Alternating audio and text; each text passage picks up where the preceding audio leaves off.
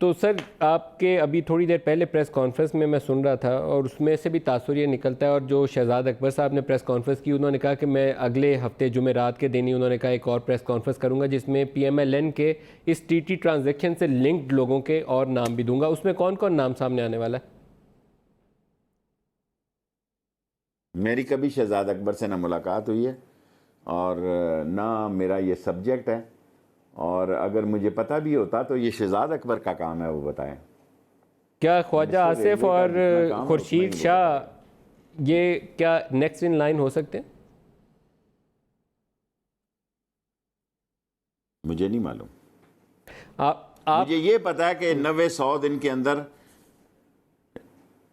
जी 90-100 दिन के अंदर काफ़ी केसेस के जो इंक्वायरियां हैं उनके फैसले होने हैं कि ये इंक्वायरियां जो हैं इनमें जान है या नहीं है। और उसमें कौन कौन सा केस होगा शेख साहब?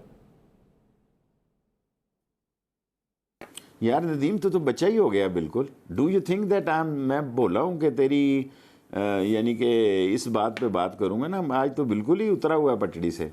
सर पटड़ी से तो आपकी ट्रेनें उतरी हैं। आई टेल यू कि who is there and who is not. पटड़ी से आपकी ट्रेनें उतरी हैं सर, मैं तो सवाल कर रहा हूं। अल्लाह के फजलो करम से चढ़ी हुई भी हैं, चोरों के इंजन। यार नदीम डोंट बी पर्सनल यार, डोंट बी पर्सनल।